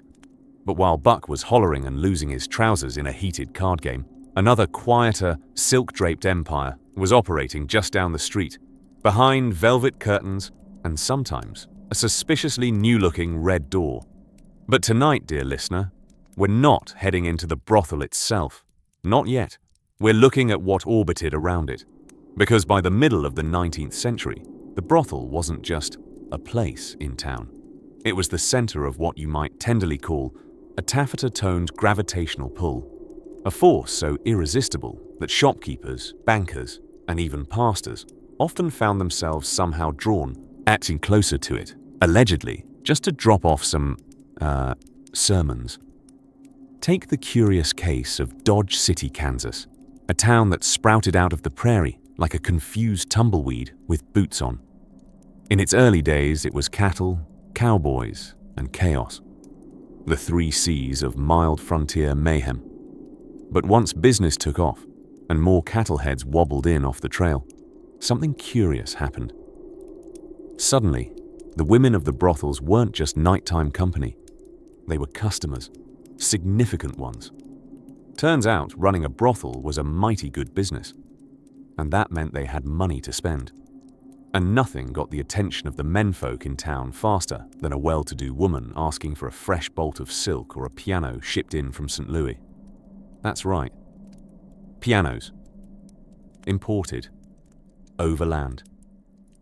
In wagons. If ever you needed an image to fall asleep to, picture a couple of grumpy oxen lugging a baby grand across miles of sagebrush, supervised by a man in a vest arguing with a coyote. Still, happened. Frontier brothels, particularly those owned by madams with entrepreneurial minds, became some of the earliest patrons of art, culture, and commerce. And because these madams had coins to jingle and donors to dazzle, they weren't shy about spending where it counted. Need a new church roof? Ask Miss Lillian. The banker suddenly wants to expand the vault. Better hope Miss Ruby's girls are having a profitable spring. Public school too small? Don't worry, most brothel owners were happy to support the children. If only so, they'd have customers with better literacy in 10 years. Many of these women didn't just write checks. No, they hosted benefits, fundraisers, dances, cookie socials, with a gin chaser. And you know what? Townsfolk came, because behind the thick cloud of judgment that sometimes wafted through more sanctimonious circles, most folks quietly admitted that if you needed something done well, or well-funded, you went to the house with the red lamp. You could say these were some of the very first community investors, and they were savvy too. They didn't just blow money on silly things like monogrammed saddles, like some mayors. They created networks, power structures, patronage systems that would make an East Coast political machine tip its top hat in respect. And so, slowly, surely, practically every shop on Main Street became just a little cozier with the brothel up the hill. Butchers gave discounts. The laundryman delivered personally. The newspaper editor made very flattering coverage of civic contributions and skipped right over the saloon brawl that had broken out on the brothel's front doorstep the night before. Now and then, this quiet alliance would cause squabbles. A moralist or two would ride into town, breathing fire and quoting Corinthians. But these crusaders often left after short stays, especially once they saw that the brothel was the only place in town serving roast goose and funding the orphanage. As the lamplight flickers low and you settle into your blankets, picture one of those towns on a quiet Tuesday twilight. The streets all swept, the piano music faint from afar, and Mrs. Bell, with her notebook and fountain pen, calculating payroll and donations in equal measure. Because while history books like to shine their lanterns on the sheriffs and settlers, it was often the madams in their multi-floor parlors who really lit up the town. And speaking of illumination, next, we'll drift toward the mysterious and surprisingly bureaucratic world of brothel bookkeeping, where even vice had ledgers, and some of them were balanced better than the local banks.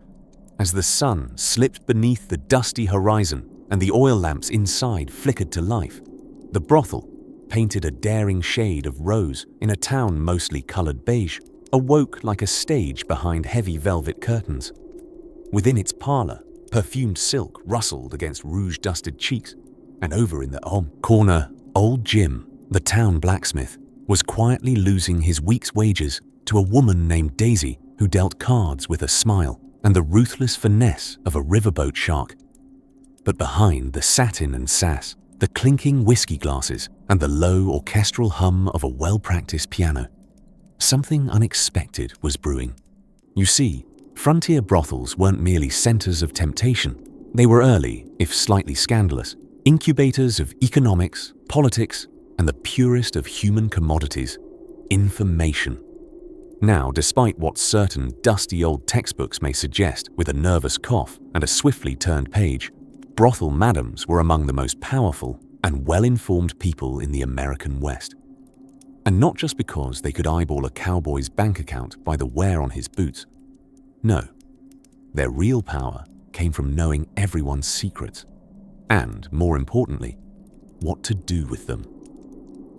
Take, for example, the incomparable Miss Lillian Dubois of Abilene, an elegant woman who could quote Shakespeare by candlelight and reshuffle a stack of I O Us with lethal precision. Her brothel, affectionately known as the Velvet Antler, was a gathering place not just for amorous miners, but land speculators, debt-ridden cattlemen, newspaper editors, and the oddly philosophical barber who always seemed to be in the corner taking notes. Lillian understood that the West wasn't really one with guns. It was one over brandy, whispered deals, and delicate bribes, preferably dispensed while reclined on a fainting couch. Her parlor became a veritable stock exchange in crinoline. She could, and sometimes did, raise the value of an undeveloped patch of prairie land simply by hinting that a railroad man had taken interest in it, while sipping her tea, with a pointed pause mid-sentence. Sheriffs came to her to calm tensions. Bankers came for advice on interest rates. A traveling hypnotist once came simply because he'd heard the soup was excellent. It was. Pea with ham. Lillian insisted on standards. One curious role these brothels played, not often illuminated in polite conversation, was as informal post offices.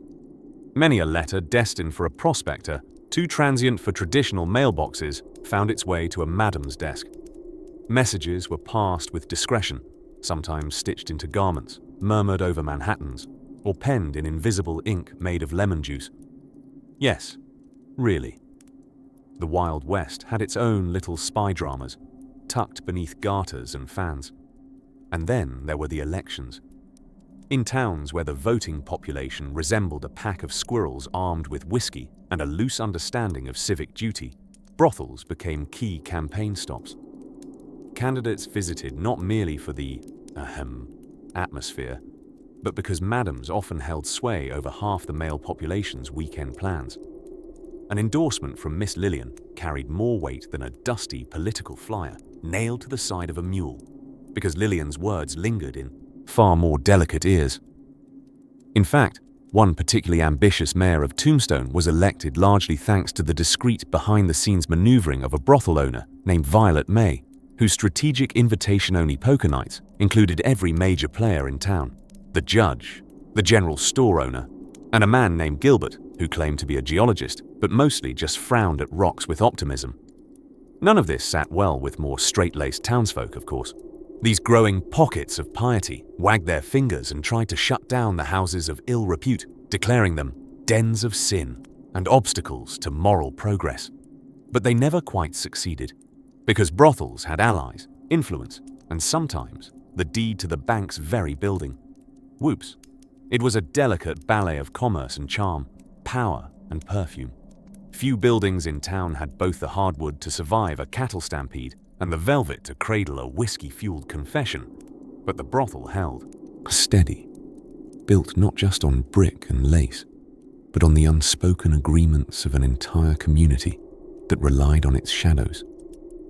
And as the piano music fades and the lamplight softens to a golden hum, perhaps we can settle our minds to rest, There, nestled somewhere between a ledger and a lost lover's letter, lies another secret, a quieter sort of influence that no sheriff's badge could rival. But as one empire of velvet quietly flexed its power, another surprising institution was waiting just across the street, one filled not with secrets and sass, but, curiously, sausages and local politics. In a town where the wind did most of the talking and the saloon doors creaked more often than the preacher, a curious rivalry had taken root, not between cowboys and cattle rustlers, or even between Republicans and Democrats, though, to be fair, those bar fights were still recovering, but between brothels and banks. Yes, the red light establishments and the pinstriped vault tenders, both vying to be the pulse of the prairie. Let's set our stage in the 1880s. Picture a typical frontier town, dusty, a tad lawless, about 5 years behind Eastern fashion, and with just enough ambition to boast one newspaper, 3 taverns, and far too many people named Buck. Now nestled somewhere near Main Street stood 2 buildings locked in a silent competition. The stately town bank, with its fancy cornices and a safe large enough to hold the land deeds, and just next door, or occasionally across the street, depending on zoning tolerance, a brothel with brightly painted eaves, flickering lanterns, and curtains that swayed like they had secrets. The bankers offered promises of future prosperity at modest interest. The madams offered immediate comfort for somewhat steeper fees. Yet both knew the currency of power wasn't just minted in silver dollars. It was in favors, information, and the ability to get people to say yes after a couple drinks. You see, local banks often dealt in livestock loans and land speculation, but they were nervous creatures. A dry year, a cattle disease, or a poorly timed poker spree could send the economy of an entire town skidding like a greased hog on a marble floor. Meanwhile, the brothel's business model remained eerily resilient. Men, it turns out, will pay for the illusion of affection, especially after 18 straight months of bean stew, biting loneliness, and not a single hug since Christmas '72.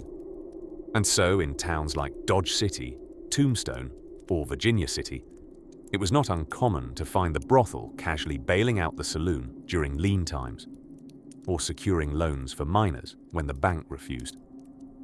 Some madams even kept account ledgers more precise than the bank clerks. They remembered who had credit, who was behind, who was just there for the conversation, and who only claimed to be a widower every Thursday. Take the legendary Mattie Silks of Denver. A madam with flaming red hair and a even hotter talent for horse betting, she owned multiple properties, lent money to small businesses, and once sponsored a city picnic. Her investments were as diversified as her corset collection, and when local development needed funding for new streetcar lines, guess who they called? These women, often labeled scandalous or fallen, ended up being, ironically, the town's most reliable financial anchors. Their establishments offered food, drink, shelter, news, fresh gossip, fewer sermons, and occasionally even literacy. Yes, some brothels employed tutors who taught reading to sex workers and staff. Knowledge was considered good for business, and learning how to read a railroad timetable could mean the difference between sweet-talking a traveling salesman and accidentally seducing the postmaster's cousin.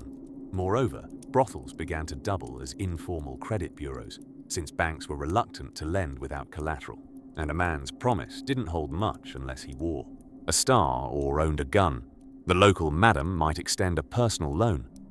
No paperwork needed.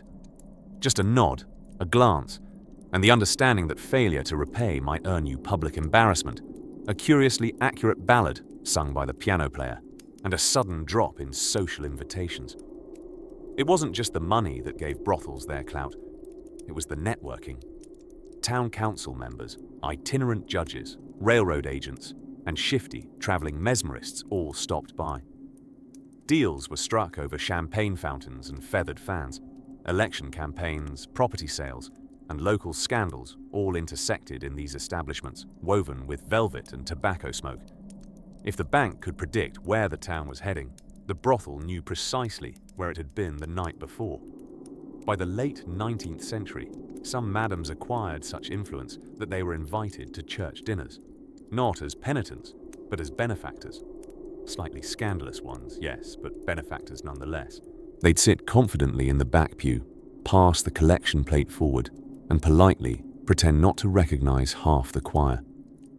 As we drift slowly through these dusty, overlapping tales of power and petticoats, let your thoughts wander down cobbled sidewalks of old western towns, where lanterns flickered behind lace curtains, and influence sometimes wore perfume instead of a badge.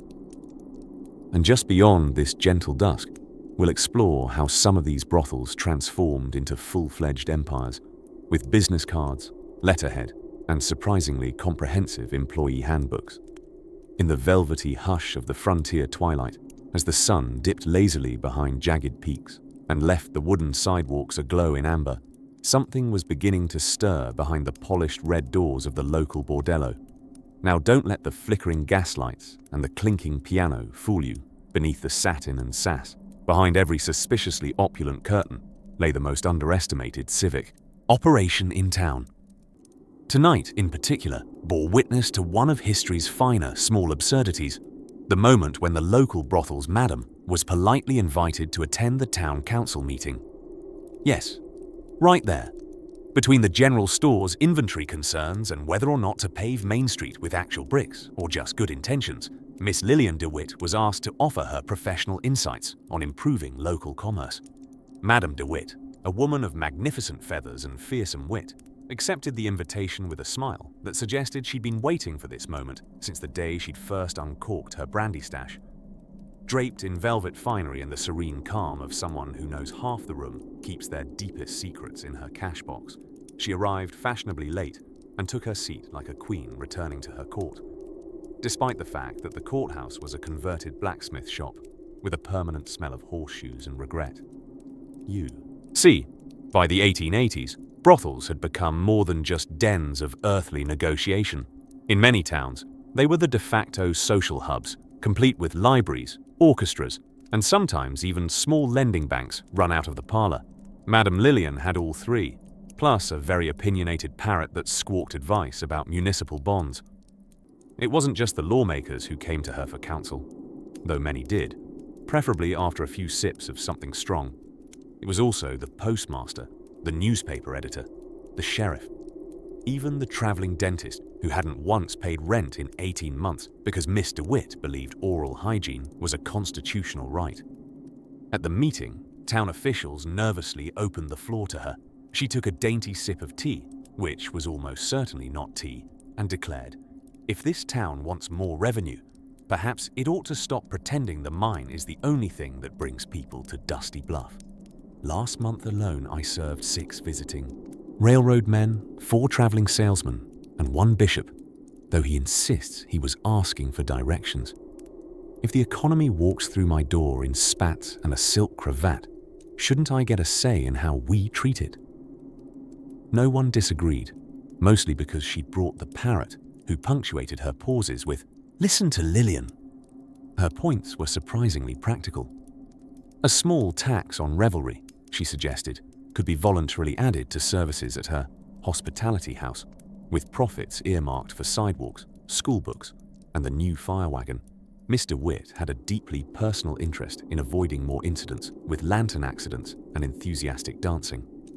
There was more, of course, a proposal for a weekly cultural evening, hosted by her piano man Clarence, who could play Mozart when sober, and sometimes even when not. Plans for a poetry contest judged by the girls upstairs, all of whom were now required to read at least 1 novel a month, thanks to Lillian's recent refinement initiative. They'd started with Dickens, then swiftly moved on to scandalous dime store romances, far more entertaining. By the end of the evening, the council voted unanimously, almost suspiciously unanimously, to give her a small discretionary fund to beautify her corner of town, which was already suspiciously prone to hosting spontaneous block parties. Even the mayor, whose moustache carried at least 4 hints of last Sunday's brandy, declared it a new chapter in civic partnership. No one said it aloud, but quietly, Dusty Bluff had just passed from its rowdy adolescence into something resembling grown-up governance. Not through railroads, not through laws, but through a woman in red and her uncanny understanding of municipal psychology. Outside, a warm breeze carried the faint scent of honeysuckle and tobacco. A lantern glowed steadily in Mr. Witt's upstairs window. And inside the parlor, as Clarence played a few final jazzy chords, the parrot, it muttered, "Improvement in progress." And so, as the lawmen adjusted their belts and the schoolteacher plotted a new bookshelf, something beautifully strange had begun. Politics and pleasure, budgeting and bodices, all woven together in the cozy quilt of frontier pragmatism. Somewhere, beyond the clatter of poker chips and the tinkle of piano keys, a new scandalously practical idea was about to emerge. But that's a story best left for another quiet evening stroll down the sleepy side of Main Street. Even in boomtowns where lawmen wore silver stars and drank more than they arrested, a building made of brick and velvet could wield power in ways no sheriff's badge ever could. And it didn't even require a gunfight, just a chaise lounge, soft lighting, and impeccable credit. By this point in the Western adventure, where civilization was still a bit dusty and morals as flexible as fresh jerky, the frontier brothel had begun its most unexpected glow-up, from scandalous shack to unofficial city hall. Not because good folks forgot their Bibles, but because they remembered their bank accounts. And Miss Lottie upstairs knew how to stretch a dime better than any banker wearing a monocle could dream of. In the late 1880s through the 1910s, brothels didn't just own their property, they loaned on others. Literally. You see, while most men in town were paid in the rough form of beans, gold dust, or "I'll get you next week," the madam had cash. Real money. Circulating, investing, thriving. Fancy that. Madams, those traditionally corseted tycoons of taffeta, began doing what the local saloon owner couldn't, lending money to new businesses, funding schools, even covering emergencies when the town government fell short, which, let's be honest, was most of the time. Want a new water pump at the firehouse? Speak to Miss Lucille on Pearl Street. She likes her tea with lemon and her interest rates fair but firm. In Butte, Montana, a mining town that creaked with copper and ambition, Madam Eleanor Knott became so essential that local politicians would visit her before drafting legislation. And why not?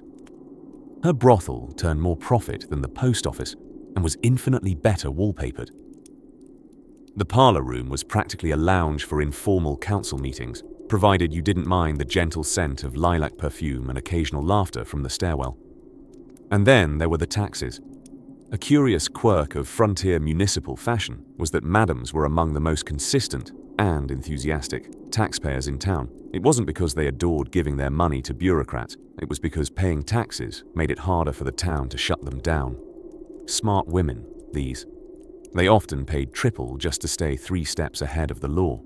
This kept street lamps lit, roads passable, and reputations conveniently overlooked. In places like Helena, Deadwood, and Dodge City, towns actually calculated their annual budgets, with brothel fines in mind. That's right, a predictable, generous little column labeled something like Public Nuisance Fee or Moral Correctional Fund. Everybody knew where the money came from, but no one dared admit just how vital it was to fixing the civic water mains. Some madams became so wealthy they bought half the town, real estate, stock in railroads, even silence from newspapers. Their influence couldn't be measured in corsets per capita, but in lines of influence that curved gently through city borders and whispered through backrooms over tea and brandy. And then, the spectacle of respectability came knocking. Around the turn of the century, newly formed women's clubs and Christian advocacy groups began crusading against houses of ill repute, wielding pamphlets and piano recitals as swords against sin. The madams, in polite response, elevated their establishments even further. Gone were the garish signs and the clinking sounds of glasses. In their place rose stately townhouses with manicured lawns, tasteful curtains, and resident musicians trained, yes, trained, in Vienna. If you walked by with your mother, she'd assume it was a boarding school for gifted young pianists. Quite a clever little cover for a business that, let's just say, didn't exactly focus on musical theory. And yet, through all this refinement, they still did business. Political favors, charitable endowments, loans to build libraries. There's more than one Western library whose brick foundation rests on the discreet generosity of an impeccably dressed woman with a penchant for pearls and contracts signed in duplicate. As towns grew more polished and tried to forget their patched, wild roots, the women who built the financial scaffolding were gently told to disappear. And by the time municipal buildings arrived with Roman columns and respectability, their services were considered awkward history. But the truth lingered in ledgers and lullabies, whispered tales of fiscal backbone under silk and rouge. And somewhere, in a quiet parlor bathed in gaslight's golden hush, a woman poured tea, adjusted her accounts, and smiled at the creak of the front door. Business, after all, never truly slept. Next, the lights dim a little more on our journey, not into disrepute, but into the curious affair of zoning laws, red light districts, and how legality itself began playing musical chairs, with a judge, a madam, and a voting booth. Between the late-night card games and the early morning deliveries of pickled eggs, a curious thing began to happen in many frontier towns. Brothels slowly, stealthily, transformed into the unofficial city halls. Not by decree, mind you. No mayor ever stood on a crate to announce that Miss Lily's upstairs parlor now carried more weight than the sheriff's badge. It just happened. Like bread rising, or a rumor turning into religion. You see, while church pews sat mostly empty on Sunday, the mornings, unless they were giving out free donuts, soiled doves ruled the Saturday nights. And in places like Dodge City, Tombstone, and Butte, the Saturday night crowd was the one that actually mattered. That's when you learned who was cheating at poker, who was sleeping with whom, and perhaps most importantly, who had just struck gold, or at least thought they had, after one too many whiskeys. Now, in the room above the saloon-turned-brothel, under the soft sway of oil lamps and the faint creak of worn floorboards, deals were brokered that would have made any city council blush with envy. Miners would share claims with their favorite madams in exchange for a sense of belonging, or at least a warm bowl of stew and someone to listen to their ghost stories. Local barkeeps would trade barrels of whiskey for protection, leveraging the brothel's network of loyal patrons, and, believe it or not, its informal security staff made up of bouncers so large they could bench press a donkey. The women who ran these establishments, madams with names like Big Nose Kate and Molly Johnson, were more than just businesswomen. They were diplomats, information brokers, tax accountants, and sometimes therapists. They knew the moods of the town better than any newspaper, and they could predict a dodgy deal or an inbound brawl with uncanny precision. Their clientele told them everything, often twice, if the whiskey was strong enough. This gave these brothel keepers a shrewd political advantage, and they knew how to use it. Need a permit approved? Better hope you weren't rude to Miss Pearl last Saturday. Planning to open a rival business? That's sweet. Just know that she now owns half the bricklayers and the man who prints the flyers. In some towns, when the official judge went missing, off on a bender that lasted 4 weeks and a mule ride south, the town would rely on Miss Josie's arbitration hour. People would gather outside her parlor room and she'd settle disputes over land boundaries, livestock ownership, and once, a custody battle involving a particularly beloved goat. It would be a mistake to assume everyone was happy about this informal governance. Preachers, lawmen, and visiting Easterners often clutched their pearls and their pamphlets and wrote scathing letters home. But by the time their trains pulled out, dusty and defeated, the brothel still stood, solid, lit up each night like a beacon of information, influence, and scandalous wallpaper. Let's not forget the economic clout. On any given payday, a significant portion of miners' earnings went straight to the brothel economy, and unlike the banks, which tended to flee town the moment someone sneezed near a wanted poster, the brothel reinvested. They funded new buildings, including more brothels, supported orphanages, and occasionally donated to the school fund. under aliases, of course. Because while frontier respectability was a curious and flexible thing, it still liked to pretend its shoes were clean. These establishments also served a strange but critical humanitarian role. Down on their luck travelers, abandoned widows, and even outcast cowboys found sanctuary in brothels when the rest of the town turned them away. Some were given meals, or a bed, or small jobs, cleaning lanterns, running errands, feeding the half-blind cat who patrolled the back stairs like a tiny lion in suspenders. It's almost poetic, in a morally ambiguous sort of way, how these women built sanctuaries in places civilization still hadn't quite reached. They gave structure to the chaos, not with laws and ledgers, but with secrets kept, debts honored, and a subtle understanding that power doesn't always wear a badge or carry a gavel. Sometimes it wears perfume layered with sawdust and tells you everything's going to be all right, as long as you pay your tab and don't insult the curtains.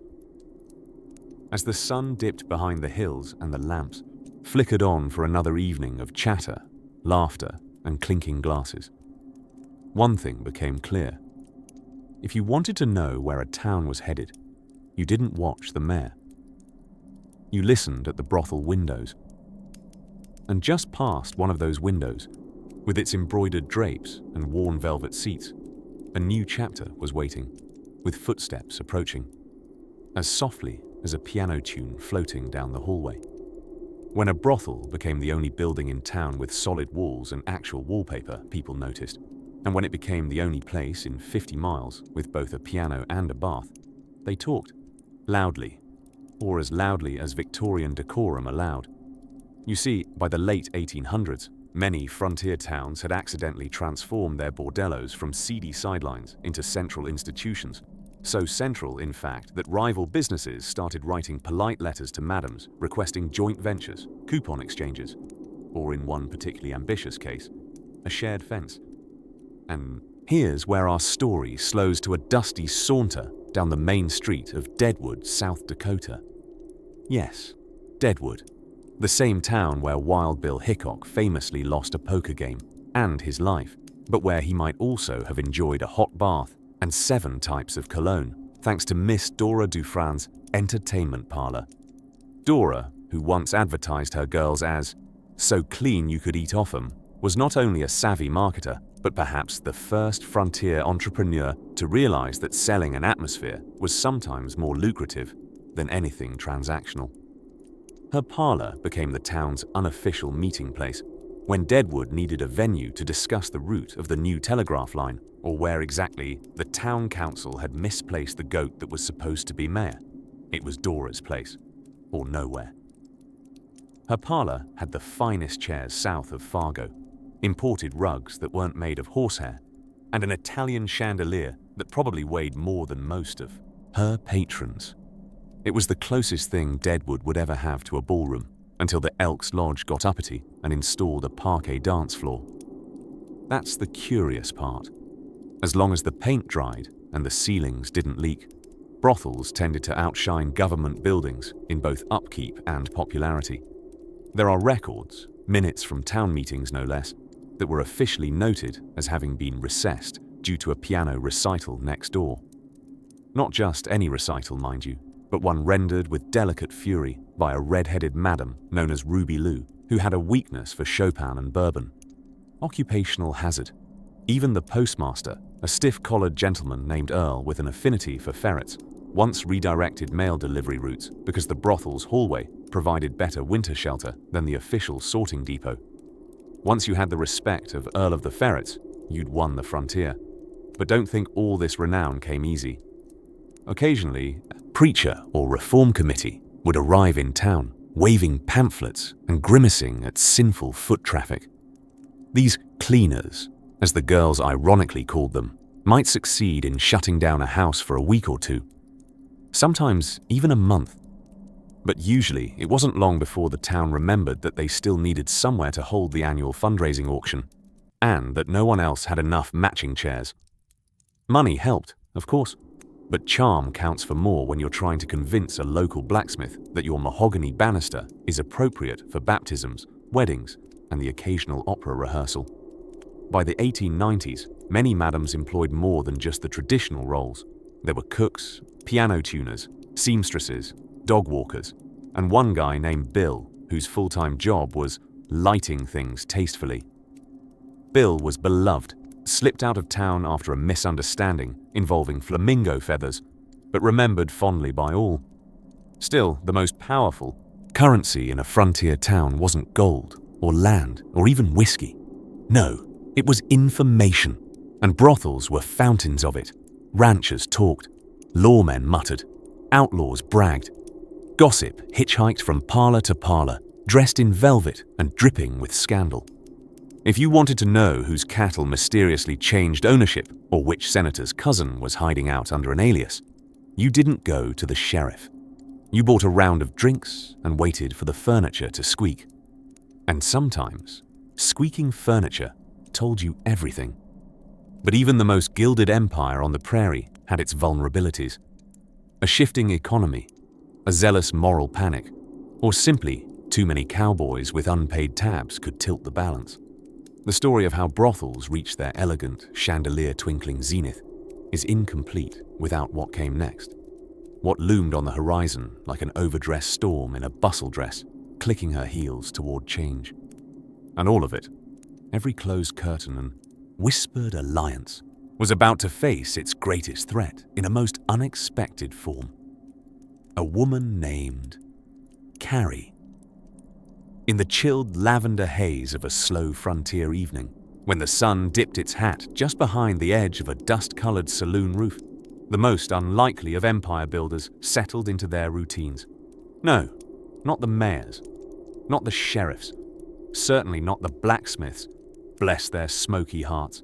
No, the real pillars of power, both financial and moral in their own debatable way, were the women of the brothels. And by this point in our story, they weren't just entertaining, they were investing. Let us turn ever so gently to one of the more astonishing and frankly delightful developments in frontier economies: madams becoming land barons.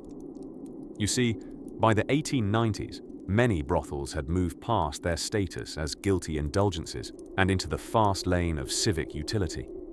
The money pouring through their carved mahogany registers could put some banks to shame.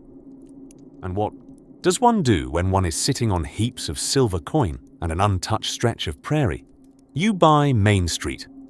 In Helena, Montana, for instance, records show that Frida Cohn, a madam with a fondness for lace umbrellas and pistachio macarons ordered from St. Louis, quietly purchased entire blocks of downtown property. Mind you, she still ran a respectable, if scandal-adjacent, establishment, complete with wallpaper imported from Italy, softer than any sermon, whispering floral guilt onto the walls. But the real money came in rent checks from dentists, dry goods sellers, and the local lawyer whose wife had absolutely no idea. These powerful women weren't only landowners, they were also among a town's most reliable lenders. When the cattle market bottomed out or the silver mine flooded, and the banks did what they do best, tremble and close, the madam's parlor became something like the Federal Reserve, only with more doilies. In many places, a new merchant couldn't, even open shop without first schmoozing with Miss Lillian or Madame Josette. These names, dusty and romanticized now, were whispered with a cocktail of admiration, envy, and the kind of suspicion reserved for people who were both successful and wore a lot of perfume. And somewhere along the way, the architecture began to reflect this quiet power. Brothels evolved from simple timber-framed affairs into impressive brick fortresses. Some had balconies with intricate wrought-iron railings where the women would wave lazily like queens surveying their dominion. Others featured stained glass windows, not for privacy, but for flair. The kind of flair that said, yes, this is technically a house of ill repute, but have you seen our crown molding? The local clergy were not thrilled, of course. They held emergency pie drives, they wrote angry letters to newspapers, and one particularly energetic minister in Deadwood tried to convert madams by leaving baskets of peaches on their doorsteps with handwritten Bible verses pinned to each fuzzy fruit. It seemed charming at first, then vaguely threatening.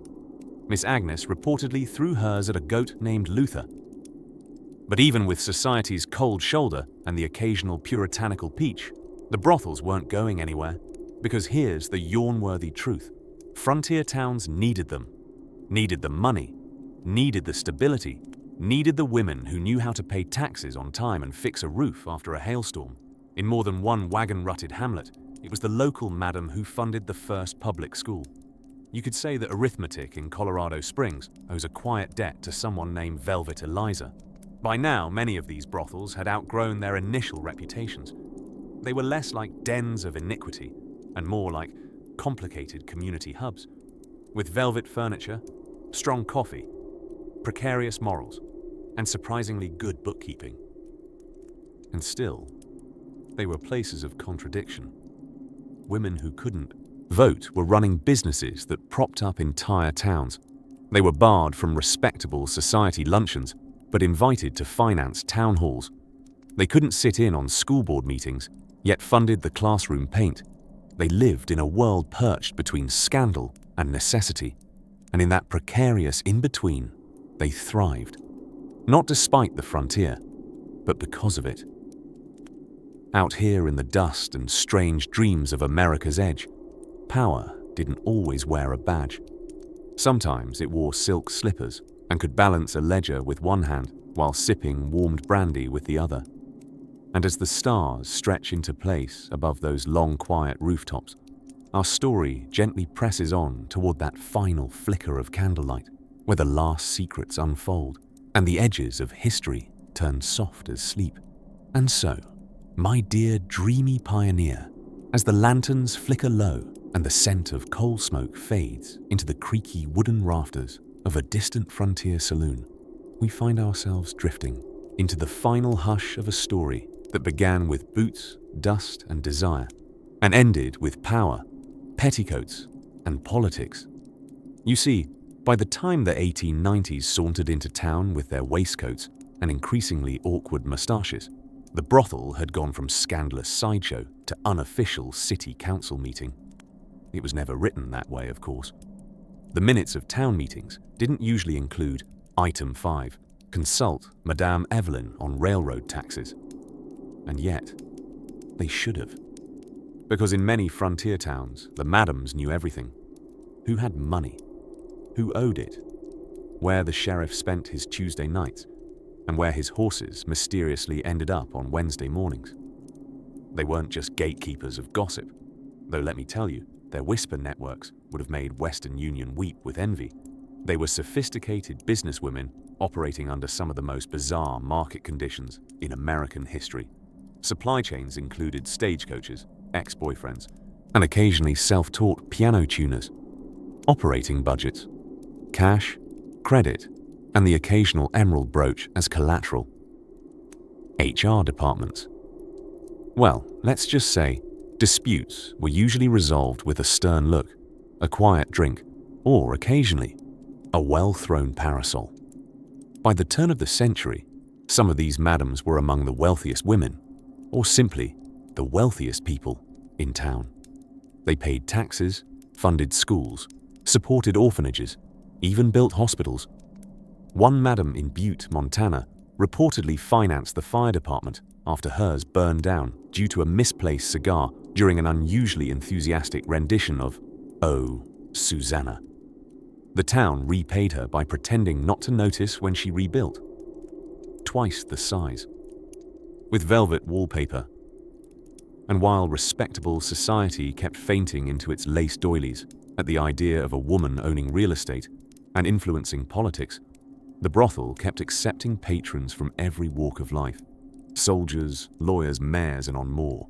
Than one occasion, preachers with highly specific prayer requests. It would be uncharitable to say the madams had the town under their corseted thumbs. No, they didn't rule with an iron fist. It was more of a manicured gesture, a raised eyebrow, a well-placed favor, a charitable donation made at the exact moment a building permit needed approving.